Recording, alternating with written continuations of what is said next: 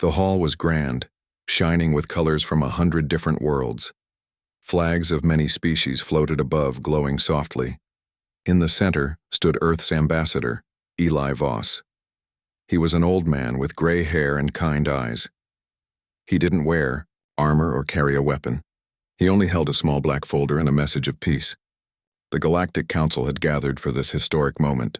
Earth was joining for the first time. Cameras floated in the air. Translations whispered into earpieces. Every species watched as the human walked up to the podium. Eli smiled gently. "We come in peace," he said. His voice was calm, warm, and full of hope. "Earth may be small, but we bring friendship, trade, and new ideas. We believe in unity." Then it happened. A sharp sound cut through the air. Eli stopped speaking. His mouth opened, but no words came. A small red circle spread across his chest. Blood followed. The old man fell to the floor without a cry. For a second, no one moved. The cameras kept floating. The council members stared. Some looked at each other. No one rushed forward. No one called for help. The shooter was never seen. No alarm sounded. The security drone stayed silent. The killer had fired from the shadows and vanished into them. A human aide stepped forward, shaking, eyes wide.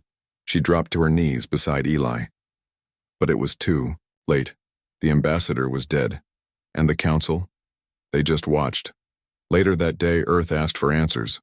Who killed their ambassador? Why was no one arrested? Why did the council sit in silence while a peaceful man was murdered? The reply came slowly. "We are still investigating," said the council's speaker. "This is an unfortunate incident. We request patience." Earth did not reply. Not with words. One by one, human ships left council space. Diplomats were recalled. Trade talks ended. Earth's embassies shut down. A quiet wave rolled across the galaxy as the humans walked away. At first, the council laughed. "They're scared," some said. "They're weak," others added. But not all were so sure. Weeks passed. Then something strange began to happen. A science ship near Neptune went dark. A mining station on Pluto sent a signal. Then nothing. No cries for help. No warnings. Just silence. An alien freighter reported seeing a black shape in deep space far larger than any ship it knew. It had no lights, the pilot said. It moved without sound. Then it was gone. More reports followed. Whispers. Rumors. Earth is building something. A pirate group tried to attack a human cargo route near Saturn.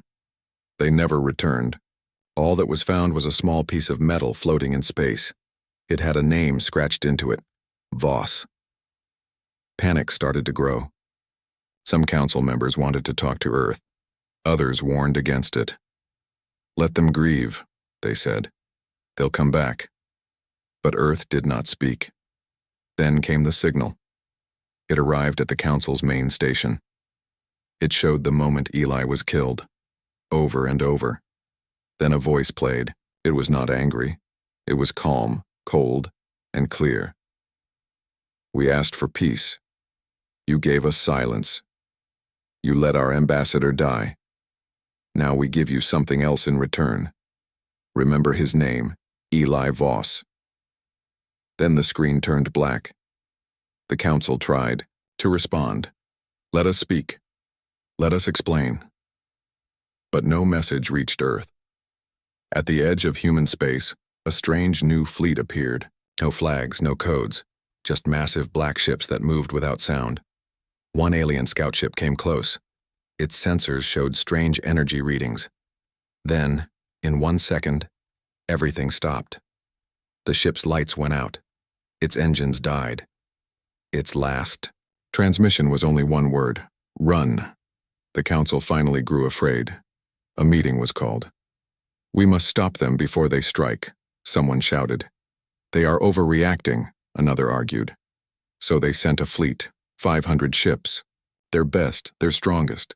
The fleet entered the Kuiper Belt. 13 minutes later it was gone. Not destroyed in battle, not pushed back, just gone. No messages, no distress calls, only silence. Hours later, a single ship floated back, burned, broken, empty. On its side was a message carved deep into the metal. You watched him die. We watched you burn. The council no longer laughed. They started locking down their cities, moving leaders underground, preparing for war. But it was already too late. The humans weren't shouting. They weren't sending demands. They were coming. And the stars would remember. The galaxy held its breath. After the council's fleet vanished near the edge of human space, no one dared speak too loudly. The corridors of power grew quiet. Plans were whispered, not spoken. Even the boldest empires watched and waited. But Earth remained silent. No warning, no declaration, no reply. Ships that passed near human borders reported strange signals. Static, broken whispers, or sometimes nothing at all. A large transport from the Renari Republic drifted too close to the dark edge of space. One moment it was flying, the next, gone. No wreckage, no beacon. The council sent small scout drones to learn more. Each drone vanished within minutes. Some didn't even send data. One drone managed to return. Its memory was burned, wiped clean. On its hull was a fresh mark, a single line scratched by hand. Voss lives in us. That phrase began spreading across the galaxy. No one knew how. It was painted on station walls, whispered in backroom bars, printed in bold on hacked message boards. The galaxy had never seen humans like this. Before, Earth spoke of peace, of trade, of working together.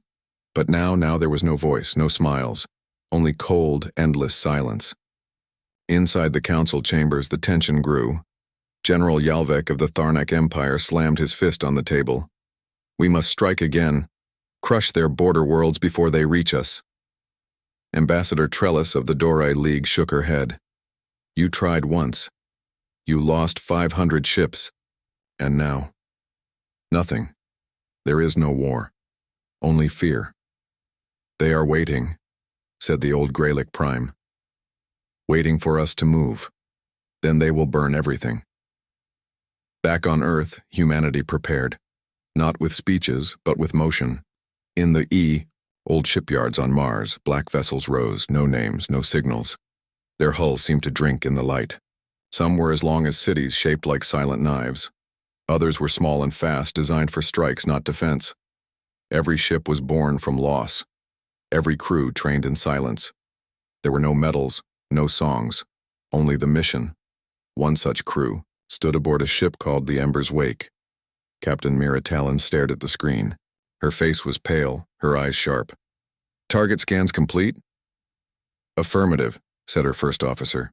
Coordinates confirmed. Enemy supply route, 10 light minutes out. Execute, Mira said. The ship moved without sound. No lights. No warning. A supply fleet of the Varkon Union traveled nearby. 7 large transports guarded by 10 escort ships. They carried food, fuel, and soldiers. All were unaware. Until one escort ship vanished, then another. By the time the third ship exploded into fire, panic spread through the Varkon fleet. Where's the enemy? A captain shouted over the comm. But there was nothing to see, just black space. Then the Ember's Wake appeared. For 2 seconds, long enough to fire, long enough to destroy the command vessel. Then it vanished again. The rest of the fleet tried to flee. One by one, they were picked off. There were no survivors. No one even saw the humans. The message left behind was short. You gave us silence. Now it's your turn. All across the galaxy, other human ships moved. Not in large groups, but like shadows. Hitting military outposts, cutting fuel supplies, destroying communication satellites. Each time they left a simple sign. Voss. The council fell into chaos. Some demanded peace. Some screamed for war. Others simply disappeared into bunkers. In the hidden command centers of Earth, no joy was shown. No one celebrated. Not even when council fleets begged for talks. They had begged after Eli Voss was dead. It was too late. Humanity had learned something that day. Not about aliens, not about politics, but about silence. About what it means when no one stands up, when justice is denied, when peace is mocked. And so, Earth stopped asking. It started answering. Not with words, but with action. And the stars, once full of laughter and lies, now listened in fear. The council hall had never been this quiet. No voices, no footsteps, no announcements, only silence. It had been 1 month since Varl 3 burned, 3 weeks since Elcor 5 vanished, and every day more names appeared on every screen in the galaxy. Humans still said nothing, but their silence was louder than war. Now the council sat in fear, not power. The same seats where they once laughed at Earth's ambassador were now filled with shaking hands and pale faces. Ambassador Drulek of the Yexar stood slowly, his voice cracked. "We must contact them," he said. "This can't go on." General Yalvek growled. "They won't listen, they want revenge, not peace." Drulek turned, his eyes tired. "Maybe they want us to listen, for once." After a long pause, the vote was taken. For the first time in history, the council would send a message not as rulers but as those asking for mercy. It was sent in every human language, every channel. It simply said, "We wish to talk. We are ready to listen. Please respond." There was no answer. 1 hour passed, then 2, then 6. In that time, 5 council stations went dark. No explosions. No survivors. Just silence. And on the screens of the council hall, a new message appeared. It wasn't words. It was video, a slow replay of Ambassador Eli Voss standing alone, holding out a peace agreement as alien leaders ignored him. Then the video cut to black. And these words faded in. "You had your chance to listen." The council didn't know what to do. Some leaders wanted to flee. Others demanded full war against Earth. But they had no targets. Human fleets were never seen. Human bases were never found. Only damage, silence, and memories followed them. Back on Earth, things were different. There were no parades, no news reports, no cheers, just quiet work. Captain Juno Cass stood at the edge of a dry lakebed in what was once Eastern Europe. She looked at a line of metal doors hidden in the dirt. Old, sealed bunkers. Each door had a name. Not of soldiers, but of the people who died while Earth was ignored. Children, teachers, doctors, farmers. One by one, the doors opened. Inside were weapons. Old human war machines once locked away. Too dangerous. Too powerful. Built never to be used. Now, Earth was ready. Not because they wanted war, but because war had already come. Above, the Night Warden hovered like a black shadow, waiting. Its crew watched silently as the bunkers rose into the air, forming long, sleek ships shaped like blades. Humanity had not just built weapons. They had built reminders, and they were sending them out. On the desert world of Telenar 6, a council research base received a strange signal. Not an attack, not a warning. A name. Avi Singh, age 9, died during a council peace raid. Then their lights went out. In the dark, a hologram appeared. A child's drawing. A picture of a blue planet and stars. Under it, a small voice whispered, "We only wanted peace." When the base was found days later, nothing was left but that hologram, playing on repeat. At the next council meeting, only 12 ambassadors arrived. Half the seats were empty. Some had gone into hiding. Others had disappeared. Yalvek slammed his fist. "We are letting ghosts rule us." "They are not ghosts," said Drulek quietly. "They are memories, and memories don't forget." Still, the council tried one last time. They sent a single ship into Sol's system. It carried no weapons, only a message carved into the hull. "Forgive us." The ship was never shot. Never stopped. Instead, as it floated near Pluto, it was scanned by something unseen. Then a voice spoke into the ship's systems. It was not angry, not loud, just clear. "Forgiveness is not the goal. Memory is." And then, Silence. The ship was allowed to return, but the Council's answer was clear. This was not about peace talks, this was about truth. The truth that they had tried to bury. The truth that now haunted the stars. From that day, no one dared send another message to Earth. Not because they feared destruction, but because they feared the answer. In the heart of the Council's stronghold, fear had taken hold like a sickness. The grand towers of Selvaron, once shining with pride, now stood under thick clouds. The stars above seemed darker. The air itself felt heavy. Guards stood at every doorway. Ships circled overhead. But it wasn't safety they brought, it was panic. No one had seen a human ship in weeks, no battles, no messages, just silence. Again. But this silence was worse. Because now the Council knew what it meant. Some leaders didn't sleep. Others never left their war rooms.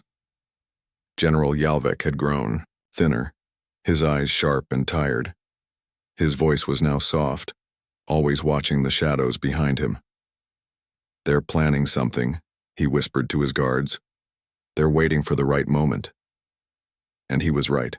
Far beyond the outer rim, in a system no longer marked on Council maps, humanity had gathered what they called the final archive. It wasn't a weapon. It wasn't a ship. It was history. A living record. Names, voices, images. Every human who had been ignored, mocked, or killed while asking for peace. Captain Juno Cass stood before the archive with her hand on a console. Behind her, thousands of human crew members watched in silence. "No more warnings," she said quietly. "Let them remember us. Completely." With a single motion, the archive began to broadcast, not as a signal, not as a threat, but as a wave, one that flowed through every Council system like a quiet storm. It passed through walls, through ships, through minds, and it showed the truth. One by one, every citizen, soldier, leader, and child across the stars saw the same things. The day Eli Voss was killed while asking for peace. The human colonies left to die while the Council held meetings. The laughter that echoed after Earth begged for help. Then the images changed. Children in shelters, holding each other during the last Council bombing. A mother writing her son's name on a stone before the oxygen ran out. A teacher standing between soldiers and her students, arms wide. No blood, no battles, just truth. For many it became too much. On Council worlds, some began to cry openly. Others stood frozen, unable to speak. Some even fell to their knees. The Council tried to shut it down. They blocked signals, destroyed receivers, but the archive kept spreading. It was never sent from one place. It lived in the systems now. In the ships. In the walls. In memory. Back in the Council hall, Ambassador Drulek stood in silence as the images played across the great chamber's walls. "You said humans were dangerous," he said quietly. "But maybe it's not their weapons we should have feared. Maybe it's their truth." Yalvek shook his head. "They've poisoned our systems. This is war." Drulek looked at him. "No. This is reflection. This is what we did to them." Yalvek slammed his fist. "Then we burn Earth to ashes." But someone else in the chamber spoke. "No," said the Dore ambassador, her voice shaking. "Because if we do, we become the monsters they remember." At that moment, alarms blared. But not for attack. Not for ships. For a presence. One human vessel had appeared above Selvaron. Just one. No weapons powered up, no shields raised. It simply hovered. Silent, dark, still. And on every screen across the capital, a final message appeared. "You tried to erase us, but we became the stars." The message was not angry, it had no threat, no demand, but it was clear. Earth had not just survived. It had outgrown the Council. Down on the planet, people left their homes. They looked up, not with fear, but with guilt. Some cried. Some whispered apologies into the sky. But the ship made no move. It just remained. There, watching, reminding. Not as conquerors, not as tyrants, as memory. Captain Cass stood alone in the observation bay of the Night Warden. watching the council world from above. "Do you think they understand now?" a voice asked behind her. Juno didn't answer for a moment. Then she said, "They don't have to understand. They only have to remember." And that was enough. The past could no longer be buried. The silence now belonged to Earth. The ship above Selveron never moved. Days passed, then weeks. Still it remained in the same place, silent, cold, watching. People called it the ghost of Earth. Children were told not to look at it. Some believed it would vanish. Others feared it never would. In truth, it wasn't a warship. It wasn't there to destroy.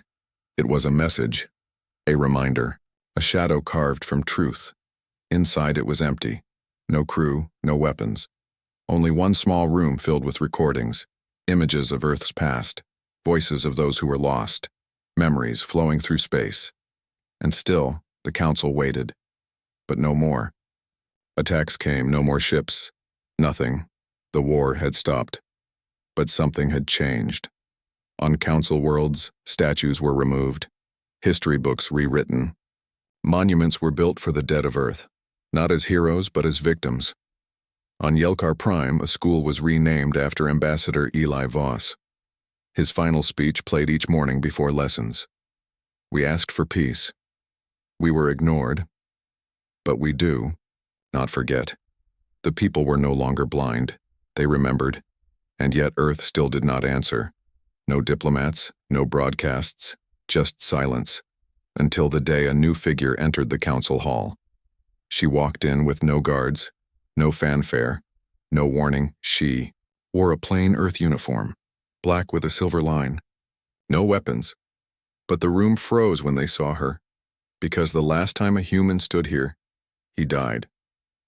She stood in the same spot Eli Voss had fallen, looked at the same leaders who once laughed and said nothing, not for a full minute. Then, she spoke. "My name is Commander Arya Merrick. I am not here to make peace. I am not here to make war. I am here so you remember what silence costs." Some tried to speak. She raised her hand. "You gave Earth two choices," she said. "Bow or burn. We chose neither. We walked away, and the stars followed." Ambassador, Drulek stood. "Why now? Why come back?" Arya looked around. "Because it's not over. The silence you fear, that is your own guilt speaking. We didn't create that. You did." Yalvek leaned forward, tired. "What do you want from us now?" She paused. "Nothing." That one word made the chamber colder. Arya turned to leave. But before she did, she said one last thing. "We don't need your counsel, or your approval, or your pity. We only wanted peace. You murdered it. Now we live without you." Then she was gone. No fleet followed her, no ships arrived, just one person, and the truth. After she left, the council sat in silence. No one spoke, no one argued. Because now, they understood. The war wasn't won by guns or ships, it was won by memory. Earth had become something greater than fear, greater than revenge. It had become legend. On the edge of the galaxy, in a system long thought empty, a new world was being built, not for war, for peace. It was called Nova Terra, a human colony. But more than that, it welcomed the forgotten, the broken, the exiled.